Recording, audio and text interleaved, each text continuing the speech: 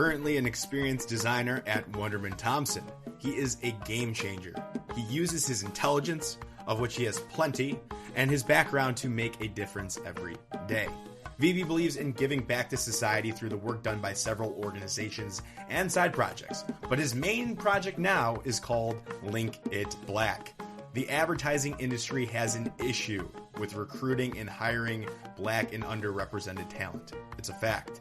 So, Link It Black is an initiative that gets everyone in the industry involved by sharing directories of underrepresented talent through their own platforms. These people are looking to get hired, right? So a recruiter heads to your LinkedIn or portfolio site or Instagram with the goal to hire you. Maybe they're thinking about it. And they read instead, "Hello, thanks for visiting my profile. If you're here for recruiting purposes, definitely also check out the great talent at Link It Black. Our industry could certainly use some new perspectives." That link that the recruiters will click on will take them to websites like 28blacks.com, blackswho.design, creativewomenofcolor.com, diversecreatives.com, and many more. These are just a couple to name a few.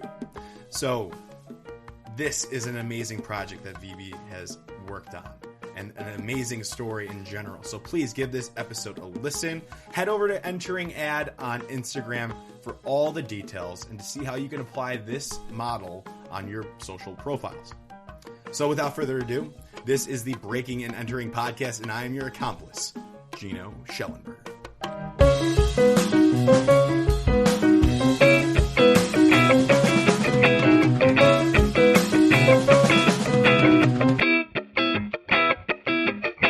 VB, welcome to the Breaking and Entering Podcast. I'm super excited to have you today. Likewise, Gino. Thank you so much for giving me the opportunity to be a part of this amazing podcast. Thank you. I mean, you have an amazing story. You have an amazing career right now, and you have an amazing side hustle. So we have a lot to unpack in this interview, and I'm super excited to break it all down.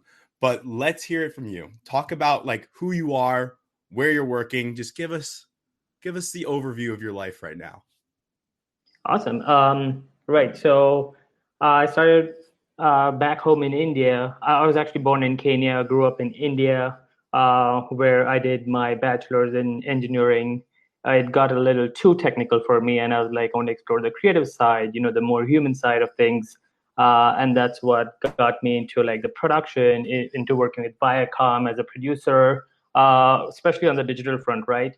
And from there, I transitioned into like something which is much more user-centric. And that's when I did my master's from Savannah College of Art and Design in design management. So that's more of like design thinking, user experience, which led me to where I am today. As an experienced designer with Wunderman Thompson, New York. To sum it up, yeah. No, that's great. I think it's interesting. I think you're our first UX designer on the podcast. So give us, for our audience listening right now, our students, I don't know exactly what age, mainly upperclassmen. I would assume that's like what we do in our target testing and all of that. But, for some of the people out there, give us like a brief overview of like what you handle in your job day to day. What is like the experienced designer? What are you in charge of? And what do you look over?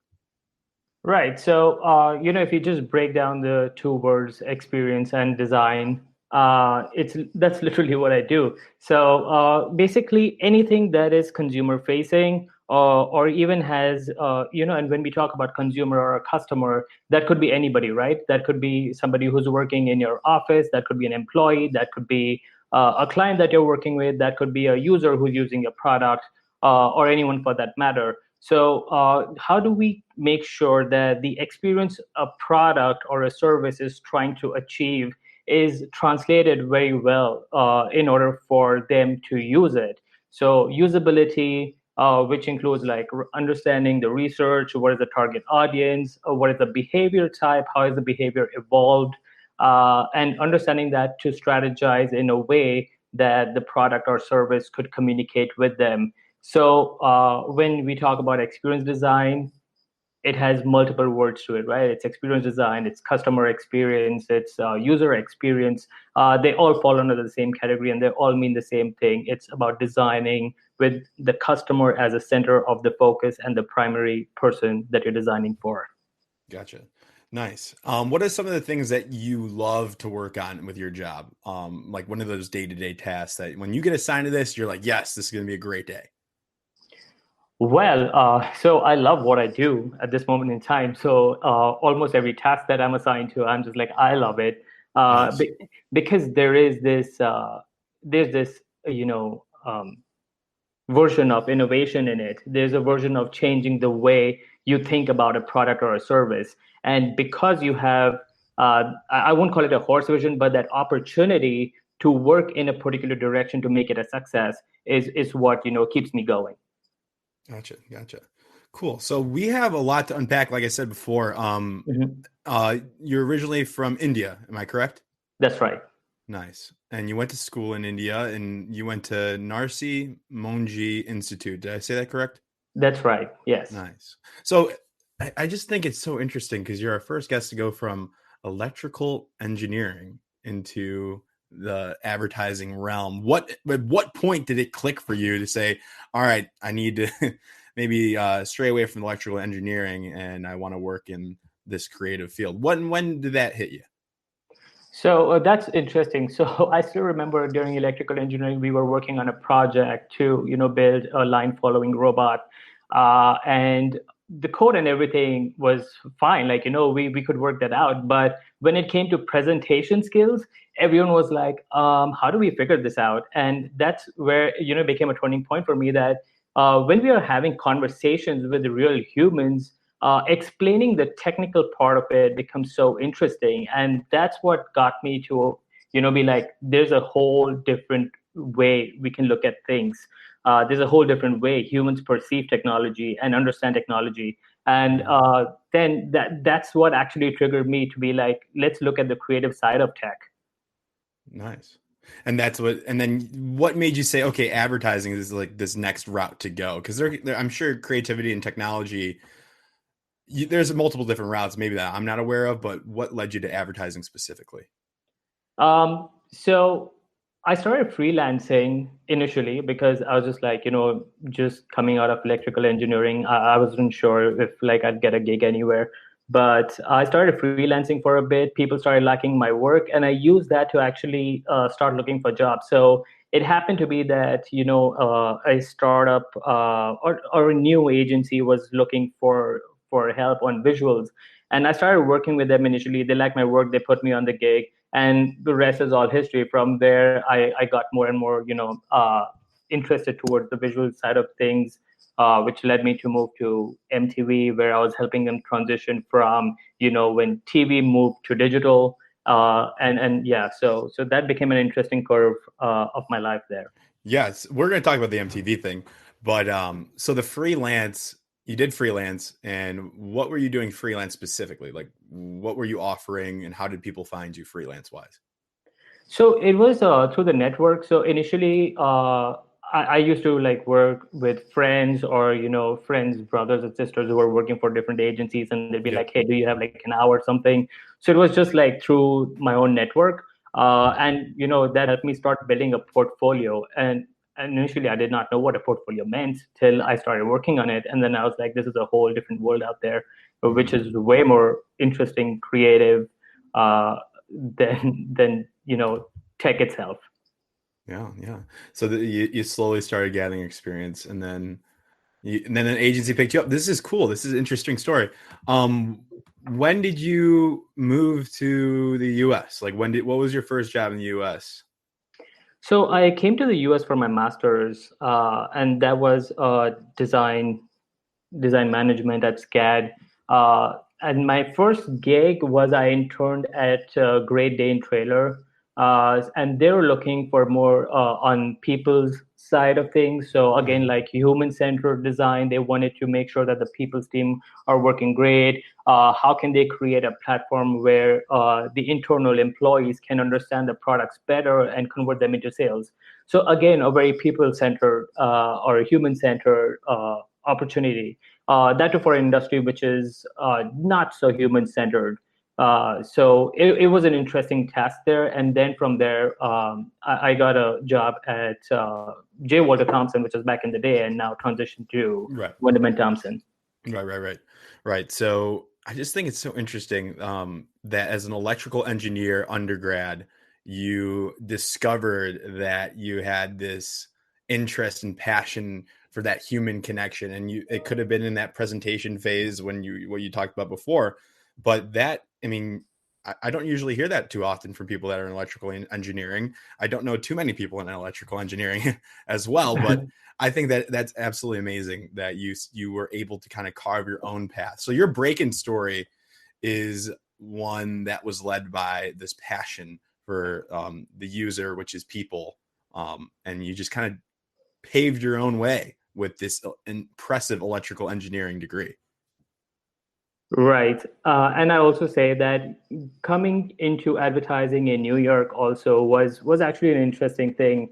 And back in the day, there was this program called Jumpstart, and that was just like, getting creative minds into advertising, those who do not belong to the industry specifically. Sure. So because I had, the past experience of engineering and then a bit of creativity and that mix of like creative technologist, I think I interned with J. Walter Thompson initially through that Jumpstart program, which got me, my way into it. And we started seeing that there's always a need of perspective, a new perspective, a new area in creativity.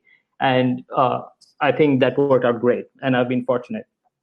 Absolutely. And that kind of segues into your side hustle and your side project going on. But before we get into that, I think we'd be foolish not to talk about you landing. I think J. Walter Thompson, which is now Wunderman Thompson, where you work now. Mm-hmm. You got in there because of this Jumpstart program. And I'm sure do you know if that program's still going around today? So that program is undergoing a transformation, and Sure. there are different ways that we are trying to like pull that back up. So yeah. Okay. Well, there's multiple like programs like that people can get involved in. So if you have any that you know of, you can email it to me, and I will put that in the show description. But I think those are super important. And then did you apply to get into that, or what was that process like? Right. Yeah. So I had to apply to that. So I had just graduated from SCAD, completing my master's, and I came across this opportunity to be a part of like an advertising agency that's super well known, but at the same time looking to, broaden the thought process through different fields. And I thought this is a great opportunity for someone like me to be a part of. I had to fill in an application, given the reason like why I wanted to be a part of it. Sure. So, coming from, that diverse perspective of like, okay, I understand technology, I understand it from a very different perspective, not just the computer science side of things, but from the electronics and how can we innovate in order to be a part of that. I think that's what like really highlighted, and the team like that perspective to be brought onto the team. Yeah. So you ended up at J. Walter Thompson. This was March 2017. That's right. Yes. So I'm not sure exactly when, but that was before the merge between Wunderman and Thompson. That's right. Yeah. What was that, 2018 that merge or acquisition, whatever you want to call it, happened? I would say 2019. It was when the merger took place. So it'll be Jan 2019. It's crazy. I feel like that was like years ago, but obviously not. I mean, I guess with the pandemic, everything seems like years ago. That's so true. Yeah. But to my basic advertising agency knowledge, J. Walter Thompson was like this creative powerhouse, like since like the 70s. And don't quote me on the 70s, but for a long time, J. Walter Thompson kind of like ran the creative world. But that merge, I think Wunderman was more digital focused. Am I correct on that? Right. So I think it's the way the world has evolved now. Today, especially today when we're talking about COVID, everything has become digital, and it's important that we take that task. So I think the merger proved to be a great thing for both the companies to come together, to have that, that creative hold, the technology hold, and the data hold. You have to have it. Yeah. Correct. So now it becomes like a wholesome picture that you put together, and now we can literally go in and innovate on anything possible. I think Wunderman Thompson's the largest advertising agency in the world. That I think the Maggie Suska episode, we kind of talked about that. I don't know if that's for sure true, but it sounds good to me.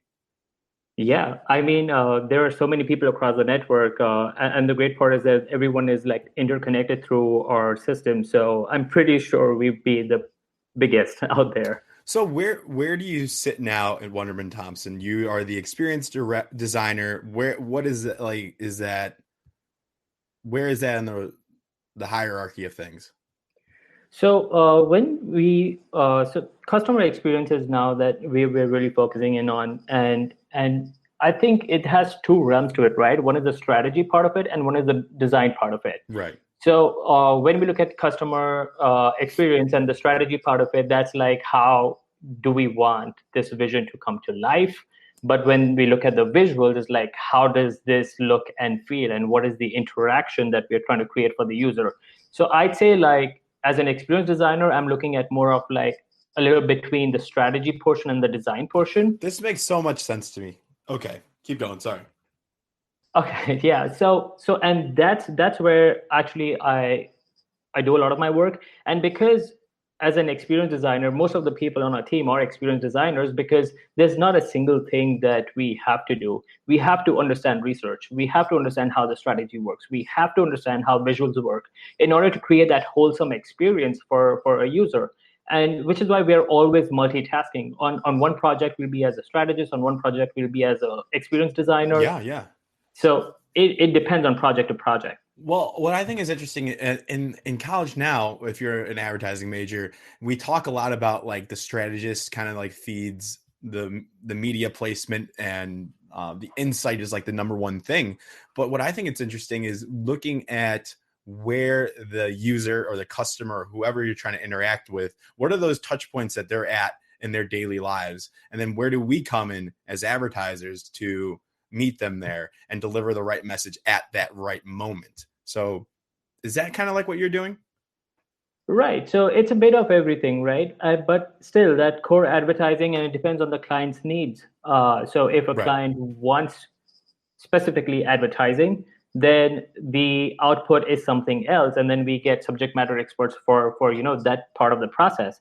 But if a client wants and sort of an engagement or some kind of product to be built, then that would be a completely different team. Then you're speaking to developers and not just art directors, but everyone is kind of involved in every process, because we are talking of like a whole ecosystem that that has to be built behind reaching a user. Mm-hmm. Gotcha. What type of listener or student now, what skills or interests should they have to pursue kind of this UX experience design route in advertising? I think there are multiple ways that can be done. So human psychology is a very interesting portion. I love it. I read a lot about it, but at the same time, there's so many courses out there that dwell into the human psychology part of it. In addition to which, there are a lot of like small courses that can teach you the skills of what a process is and how can we undergo an entire process by keeping an open mind. Because generally, as humans, we tend to always look into a particular direction. And as an experienced designer, that's not the right thing, because you're supposed to keep the user as the center of your project. So there are multiple ways you can go. There's small courses for it. There are degree programs for it. Almost every school is, looking into those elements. So in what aspect would you ask that question? What do you mean? Like, in what aspect would you ask for, in what programs or what are people looking for?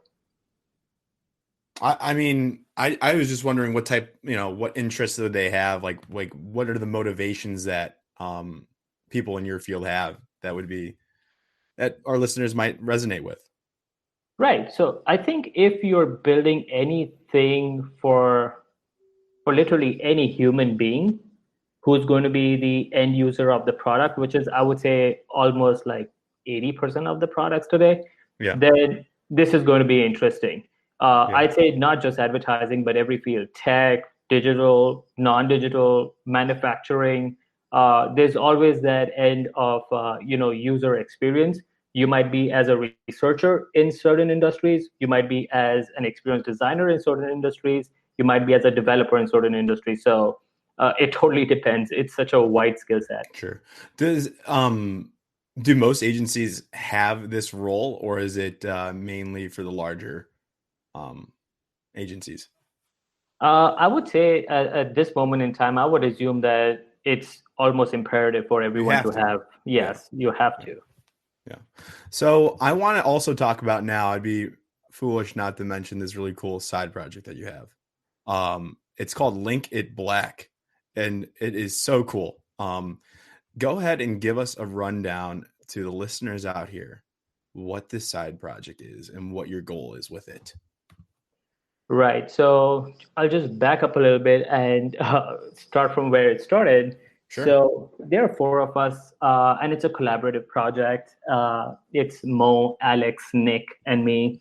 Mo is, creative director at Facebook.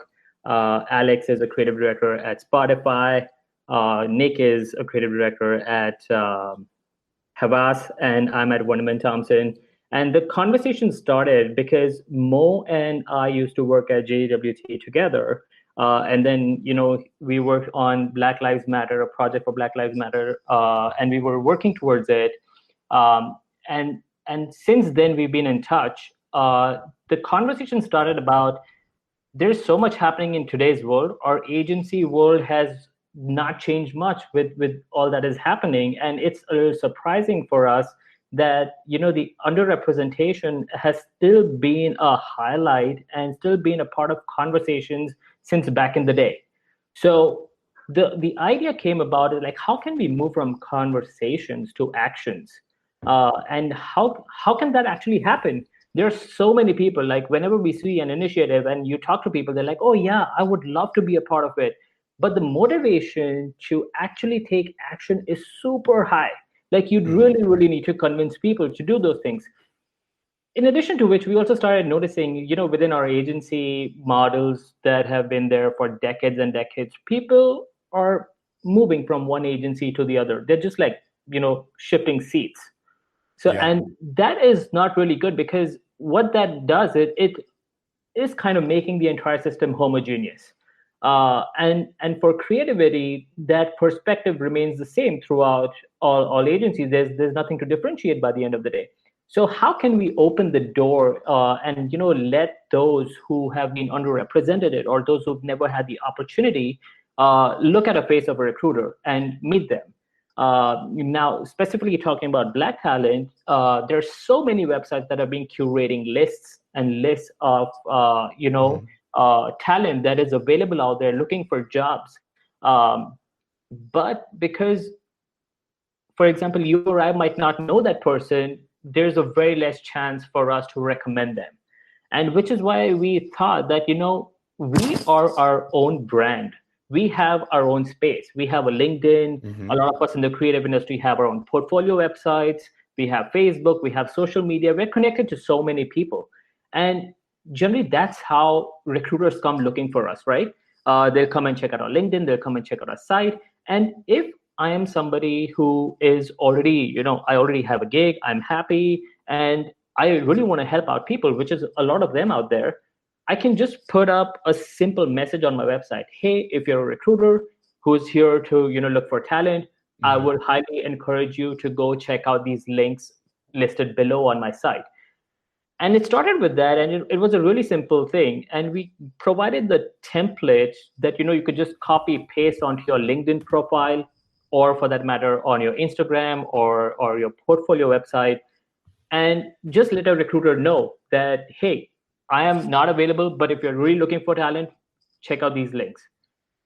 So just the simplest way we can redirect talent, redirect our privilege to those who've been underrepresented was the key motive for this. I love it. I think this is incredible. So I have a couple questions. It's taking each person's like personal brand or wherever that personal brand's living on their, whether it's your own website, your LinkedIn, heck, your Instagram, or even your Twitter. I know a lot of creators are on Twitter and they love to talk on Twitter, but you create this little, it's in your bio, right? That's where this link lives, and you whatever the message you want to tailor it to, you provide templates, I'm sure, but you basically say, if you're here to look for me, if you're a recruiter looking at my profile, you might as well you better go check out these other ones, or there's a whole list here of these underrepresented people that you should check out as well. Now, my first question is, the people that are super engaged with this initiative, are they already people? What do they look like? Are they people that have their careers pretty much set up that they're just willing to help out other people, or who's engaging in this heavily? That's a great question. And we are actually seeing a wide variety of people. We are looking at freelancers actually blocking their entire site and just putting up this message. Yeah. And that's incredible, right? Because like we would think freelancers are always out, looking for gigs, but they're also coming out. Not just that, we're looking at every level, down the hierarchy, right from like creative leadership all the way down to intern level. Sure. Are sharing this on their LinkedIn's and on their profiles. And it's actually surprising that just a small change is like turning into such a big thing. Now, because so one thing that I wanted to mention is the entire thought process was, how can we become the gateway and not a gatekeeper? So with that, what I mean is that we don't want to tell that this is the right thing to do. These are the policies we should follow. These are the things that we should be doing. But we want to be like, how can we become a gateway to like redirect somebody's profile into to help someone else? And with that, it kind of like becomes very anonymized by the end of the day, that who's using this. We are not tracking down people that, hey, did you put this on or did you use this? It has to be very organic. So by the end of the day, we are encouraging people to use #LinkedInBlack. But again, it's your brand. If you want to use it, use it. If you don't want to use it, if you want to use different links, go ahead and do that. We are not keeping a tab on that. Right. And you're just starting a trend that people should be linking it to these directories of people that are underrepresented. And that's however form or whatever form that looks like is fine with you guys, as long as it's starting that conversation. You're opening the gate. You're not one to be the gatekeepers, you said. That's right. That's 100% right. Nice. How would I, to the listeners out there, where do we get started? How do we engage in this? Because I'm going to do it right after this call. Awesome. So there are multiple ways we can engage with this. I'd say to start off, please visit linkit.black. It's our website. It's not a .com. It's linkit.black. Or you can even follow us on Instagram at linkitblack.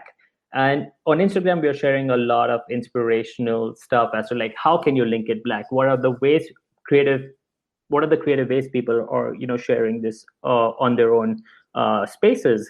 Whereas on our website, we actually have resources.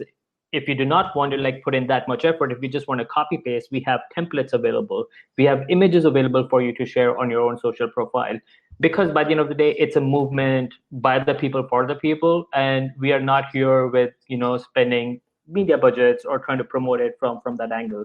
So it's as organic as it can be. I love it. And I'm just looking at the Instagram now. I think this is incredible. What is so we know the motivation to what made you guys start, and tremendous people seems like to be on your team, including yourself. What's the end goal look like here? When are you going to be satisfied, or are you taking it to the next level at some point? What's the vision? Give us the details. Right. So I think that's a very interesting question, in a way, like what is success? And I think success would be when we won't have to do any of these initiatives. And, we have that ideal world in which we don't have to talk about redirecting privileges or finding people that have been underrepresented. But at the same time, I guess we are still in very, very like baby stages, if you will.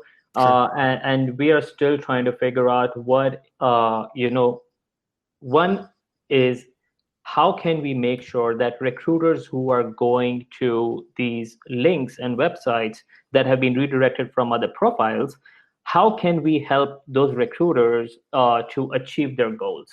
How can we help track that success level for not just LinkedIn Black, but also, in a way that we are meeting the representation goal for an organization. We have started those conversations. We are building on this conversation. We are bit starting to have those conversations with the recruiters to understand what is the goal that they're looking for, because the problem becomes that each industry, each organization has a problem that is unique to their own, and there's not one formula that can solve it all. Sure. So that's where we're kind of netting. So it's very open ended at this moment in time, and we want to keep it that way. When did this officially start? When did you launch? We launched in July of Okay. 2020. Very recent. Very recent. And have you heard back from anybody? That has anybody reached out, or is there any way or metric for you to say we've helped X amount of people find a job? So we, again, is what I'm saying, because we are talking to recruiters, we are trying to figure out solutions for them. That is one way that we can figure out. A lot of people have been tagging us. So for example, if you look at today's Instagram, there's I guess we're still posting it now, but it's an image of like somebody has shown a tracker on their website where a recruiter has come and seen them and gone ahead to one of those links. So it's just like, them thanking the recruiter for going and checking out other links, and they've tagged us to it. So this is like really good way for us to see that recruiters are participating in this. It is working out for them. They are going and checking out other links. And that is like a little victory for us. I love it. I love it. This is incredible. As a side hustle, I mean, I'm sure your hands are pretty busy over at Wunderman. How do you manage, like, how did you guys manage to do this side hustle, like working a full-time job? How did you find time? So I think for us, it's been like we were very passionate, and we all jumped onto this project. I'd say like May, June time. Quick turnaround. Yeah, so I'd say like it's been Saturday, Sundays, it's been working, off office hours. It's just been like, that passion to drive something that you really believe can change the way people think, made us work out through this. And yeah, like definitely through COVID, like things have become more busy, and work and personal life, they're kind of like blurring out the lines. But when you're passionate about something, there is always time. That's what I believe, and that's how it worked for all of us as well. Yeah. And was there a fear when you first launched it with your friends?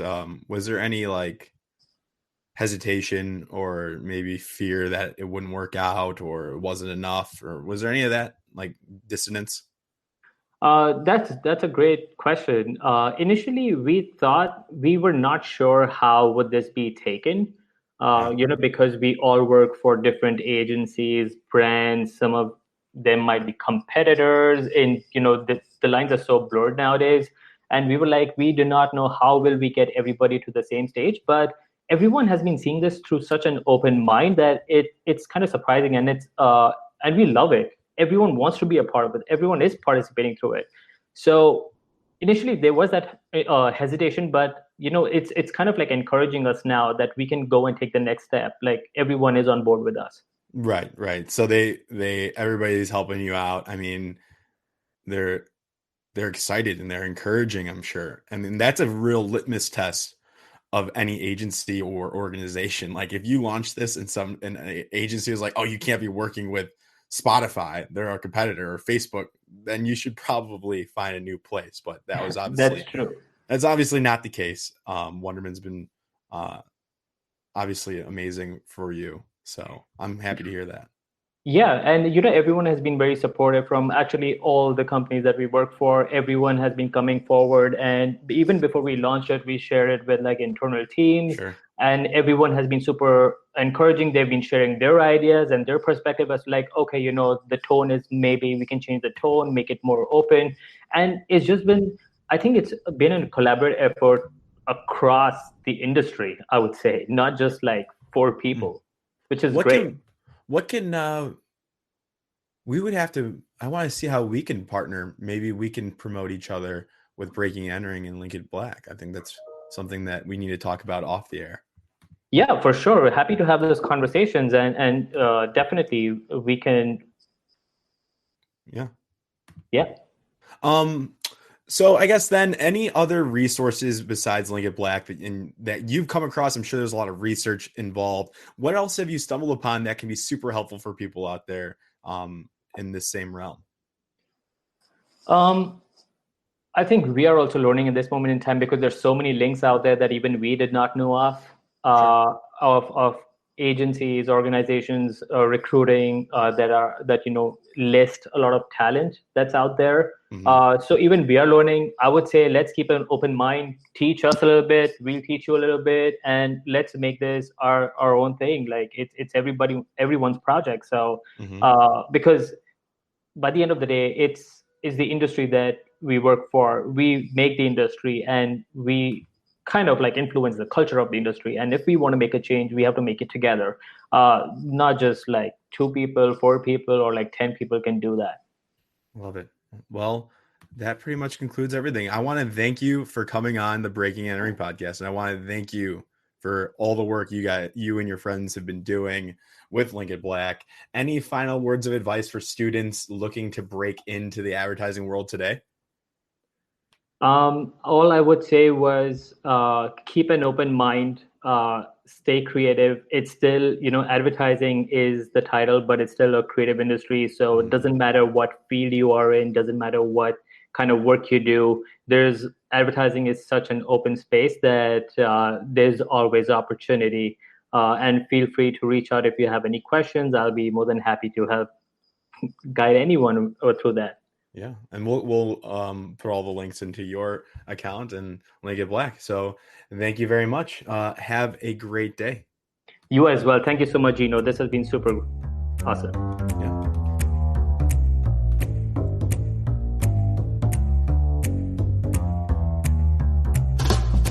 Thank you so much for listening to this entire episode of the Breaking and Entering podcast. I hope you enjoyed VB and his project Link It Black. They're doing amazing things, so please go check that out. Thank you all for listening again. Can't do it without a couple people, so here's some shout-outs. Mikey Malarkey, our audio technician. Buchan Zhang, our creative director. Kyle Moore, our strategist. And, of course, Audrey Nussbaum, our co-host. And the Midnight Oil team at the University of Illinois. Can't do it without you guys. Thank you very much. We will see you all next week with another amazing episode.